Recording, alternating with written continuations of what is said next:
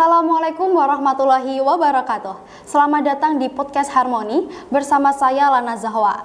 Tentunya pada podcast kali ini kita akan membahas topik yang sangat penting dan relevan, yaitu tentang keamanan cyber di Indonesia. Telah hadir bersama kami dua taruna dari Politeknik Cyber dan Sandi Negara, yaitu Kak Jacob Lombatoruan dan juga Kak Rizky Putra Hermawan, yang nantinya akan berbagi seputar wawasan dan pengalaman mereka tentunya. Terima kasih sudah mau bergabung bersama kami ya Kak ya. Oh ya teman-teman, sebelum kita mulai podcast pada kali ini, saya mengucapkan terima kasih kepada Dinas Kominfo Kota Kediri yang telah mendukung acara ini, yang mana hari ini kita nanti akan membahas tentang keamanan cyber, tantangan yang dihadapi Indonesia, serta bagaimana langkah-langkah supaya kita bisa siap dalam menghadapi ancaman di masa depan. Yuk langsung saja kita mulai. Oke. Mungkin sebelum lebih jauh ya Kak ya, kita mungkin bisa diberikan penjelasan sedikit tentang Politeknik Cyber dan Sandi Negara, serta bagaimana peran institusi dalam mendukung keamanan cyber di Indonesia, seperti itu. Baik, terima kasih sebelumnya. Jadi izinkan kami memperkenalkan terlebih dahulu diri kami masing-masing. Untuk saya sendiri, nama saya Jacob Lombatoruan, saya dari Taruna Satria. Lalu untuk saya sendiri, Muhammad Rizky Putra Hermawan.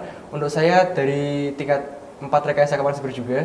Dan untuk saya juga dari tingkat 4 Taruna Satria. Jadi Politeknik Cyber dan Sandi Negara itu apa sih? Kan kayak gitu ya banyak pertanyaannya. Nah, jadi Politeknik Cyber dan Sandi Negara itu merupakan sekolah kedinasan yang bergerak di bidang keamanan siber dan sandi. Kebetulan kita berdua dari Rekayasa Keamanan Siber, jadi yang lebih menghandle uji keamanan aplikasi, terus kita juga kayak uji forensik dan juga analisis malware dan beberapa hal yang bidang itu terkait dengan keamanan siber kayak gitu. Oke, menunjukkan sekali ya ternyata ya, Politeknik Cyber dan Sandi Negara.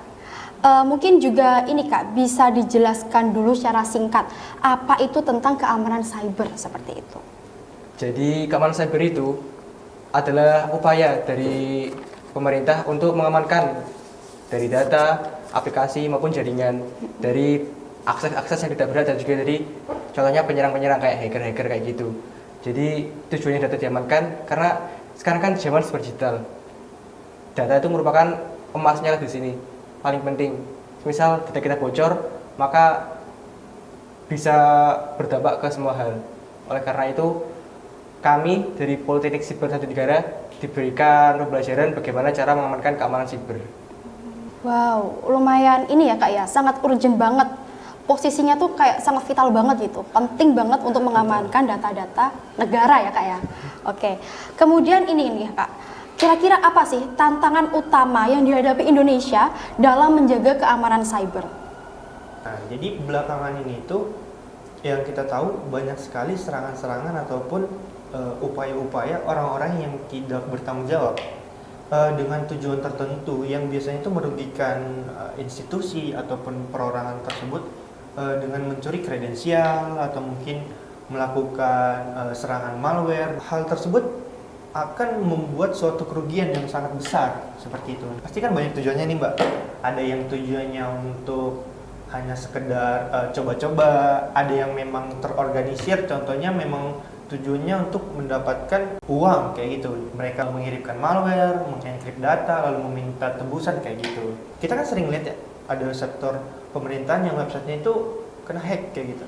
Nah, otomatis kan secara tidak langsung itu kan menimbulkan perspektif di masyarakat bahwasanya pemerintah itu kayaknya kurang secure deh kayak gitu. Nah, otomatis kan menurunkan elektabilitas dari pemerintah tersebut kayak gitu.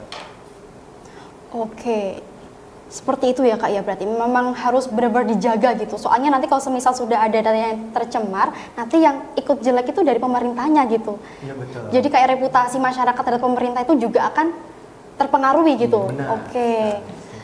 Kemudian nih Kak, ngomong-ngomong, seperti tadi yang Kakak jelaskan mengenai beberapa ancaman di pemerintah gitu, ancaman cyber, kemudian itu tuh Kak, kasus-kasus tentang PDN-PDN itu yang lagi happening itu.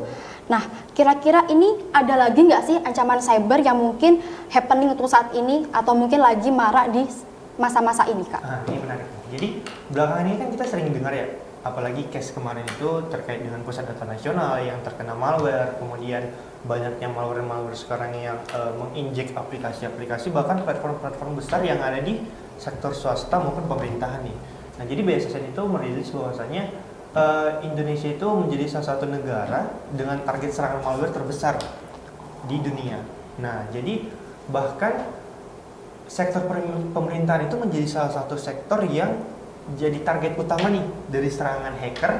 Bahkan di case terakhir kemarin itu kan secara nggak langsung udah benar-benar membuat masyarakat bisa dibilang jadi kurang percaya lagi sama pemerintahan. Nah, kayak gitu. Karena belakangan ini malware itu bukan hanya bisa merusak kredibilitas dari pemerintah maupun swasta, tapi juga secara nggak langsung membuat orang yang menggunakan layanan tersebut itu jadi ragu nih. Hal ini menjadi tantangan besar bagi pemerintah yang membuat malware ini menjadi salah satu ancaman yang paling besar. Karena belakangan itu attacker itu memanfaatkan malware ini dengan cara dia bakal mengencrypt data yang ada di dalamnya, kemudian akan meminta tebusan kepada targetnya dan si korban. Nah, jadi otomatis si korban akan membayar. Kemudian sudah membayar, ya kita nggak ada yang percaya sama penjahat kayak gitu. Kalau memang dia memang mau memberikan kunci enkripsinya, ya berarti dengan bayar tebusan tersebut dia sudah mendapatkan uangnya, dia sudah mencapai apa yang dia pengen. Tapi kalau ternyata enggak, gimana kayak gitu? Itu ya Kak ya. Terus, Oh itu ya guys ya. Jadi malware itu merupakan salah satu mungkin ancaman yang sekarang lagi difokusin gitu ya. Apalagi buat nasabah nih. Kalau semisal kalian suka menabung, suka berinvestasi, nanti taunya datanya itu malah keambil gitu ya Kak ya. Nah, itu jadi penting banget ya untuk mengetahui bagaimana sih ancaman-ancaman cyber di saat ini tuh bagaimana, dan langkah-langkahnya nanti akan dibahas nanti. Kemudian nih Kak, kira-kira ransomware yang lagi hangatnya nih apa Kak? Nah, jadi salah satu ransom yang lagi hangat di sini tuh namanya Necro. Necro itu salah satu ransomware yang bisa masuk ke aplikasi-aplikasi. Bahkan aplikasinya itu bisa di-download lewat Google Play Store ataupun App Store. Jadi korbannya itu secara tidak sadar bahwa sudah download malware-nya.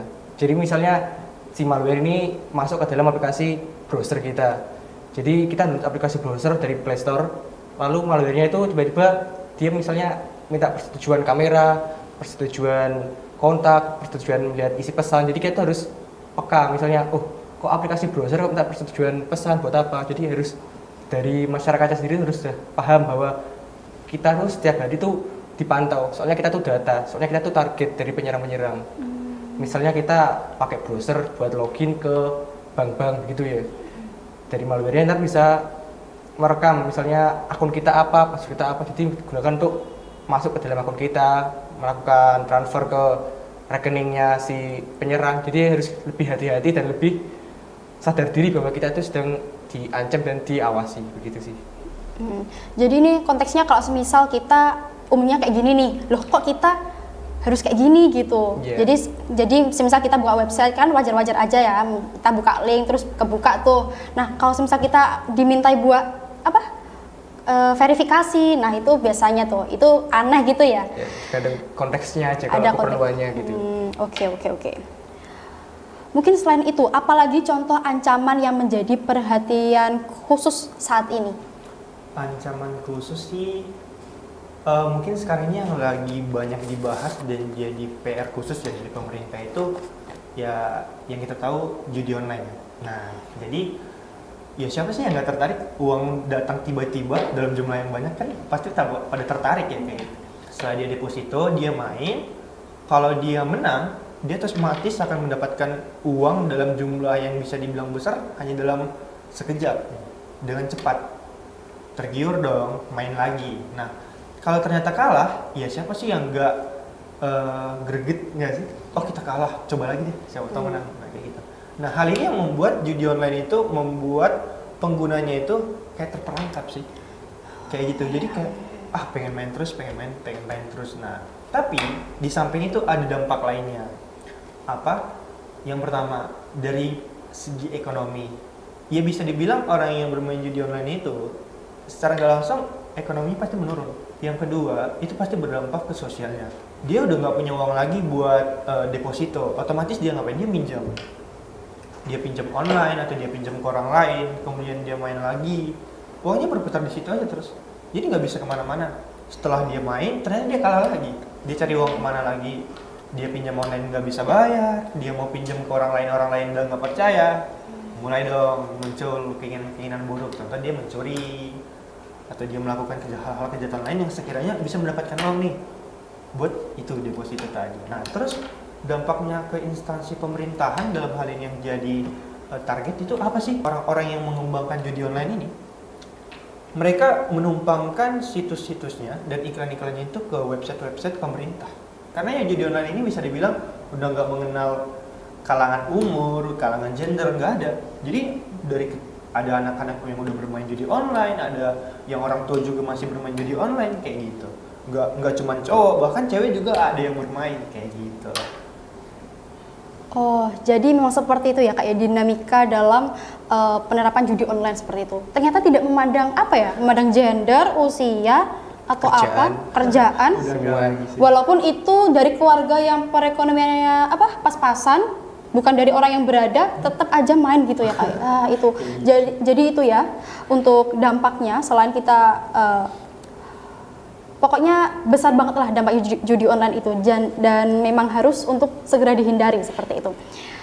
Kemudian kira-kira langkah-langkah apa saja menurut kalian yang pas dalam menangani masalah judi online ini? Baik itu dari sisi daring, yaitu website-websitenya sebisa mungkin diblokir semuanya. Kemudian semua website pemerintahan yang terkena web device itu sebisa mungkin dibersihin semuanya, sehingga nggak ada lagi nih ranah buat munculin pop-up ataupun layanan-layanan yang sekiranya ke link ke judi online. Kemudian ditambah lagi dengan otomatis ya kita perlu penyuluhan lah, kita perlu ngelakuin penyadaran terhadap masyarakat bahwasanya dampaknya ini buruk loh. Sebenarnya bermain judi online ini bisa dibilang merugikan. Memang kalau kita lagi dapat contoh kita lagi menang nih, ya kita bakal dapat uang yang banyak. Tapi sebelumnya kita udah spend uang lebih banyak dari yang udah kita dapatkan itu. Oke, lalu bagaimana upaya yang telah dilakukan dalam mengatasi ancaman tersebut? Nah, jadi untuk upaya sendiri dari pemerintah dan juga swasta itu sudah banyak perkembangannya. Misalnya dari pemerintah sendiri itu sudah ada namanya Badan Siber Satu Negara. Jadi Badan Siber Satu Negara itu sudah membuat regulasi-regulasi untuk menangani, misal bagaimana jika suatu perusahaan terkena serangan ransomware, bagaimana jika terkena divestment judi online. Jadi dari Badan Siber Satu Negara ini sudah membuat bagaimana langkah-langkah yang harus dilakukan seseorang maupun instansi apabila terkena serangan. Dan juga Badan Siber Satu Negara ini sudah membentuk Cyber Security Incident Response Team ke beberapa kota-kota di Indonesia. Jadi Cyber Security Incident Response Team atau CSIRT ini digunakan untuk menganalisa semisal di suatu daerah itu apakah ada anomali serangan. Jadi untuk lapisan pertahanan pertama dari masing-masing daerah. Dan juga untuk dari pemerintah, dari swasta sendiri itu juga sudah mulai dikembangkan tim-tim keamanan sibernya sendiri. Jadi tim keamanan siber ini di luar dari tim IT. Jadi keamanan siber berfokus kepada bagaimana cara meningkatkan keamanan dan menjamin keamanan data-data dari nasabahnya misalnya begitu. Oke. Mungkin itu adalah upaya yang telah dilakukan ya Kak ya. Mungkin dari kakak-kakak ini ada pesan yang disampaikan kepada masyarakat. Nah, nanti masyarakat itu harus bergerak seperti apa seperti itu. Menanggapi gimana ancaman keamanan siber sekarang, kita harus aware terhadap hal-hal yang sekiranya itu bisa merugikan kita di media sosial, baik itu di WhatsApp, di Telegram. Dari contohnya kalau ada orang yang ngirim link atau tautan tertentu yang mungkin konteksnya kurang jelas, kita nggak usah buka. Terus buat yang judi online itu balik lagi sih ke kesadaran manusianya, kesadaran penggunanya. Sebisa mungkin ya kita harus sadar bahwasannya kita harus menanamin mindset di diri kita, judi online itu merugikan kayak gitu. Jadi kita betul-betul harus aware, kita harus melek teknologi.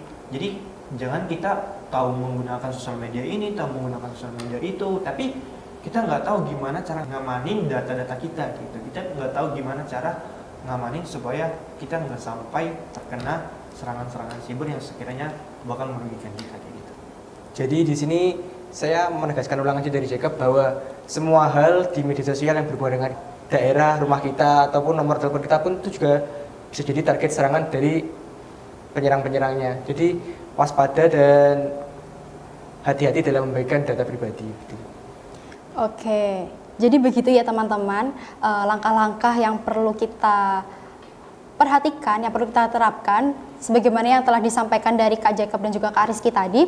Oh iya, Kak, berhubung kita sudah sampai di penghujung acara, saya ucapkan terima kasih kepada Kak Jacob dan juga Kak Rizky dari Politeknik Cyber dan Sandi Negara karena sudah mau berbagi wawasan seputar cyber keamanan di Indonesia seperti itu. Semoga diskusi kita ini senantiasa memberikan pencerahan ya Kak ya kepada masyarakat dan masyarakat supaya lebih melek juga terhadap data-data pemerintah ataupun mungkin hal-hal yang berbau tentang cyber seperti itu. Oke, jangan lupa untuk update dan dengan keamanan cyber dan nantikan episode berikutnya dari Podcast Harmoni. Terima kasih dan sampai jumpa.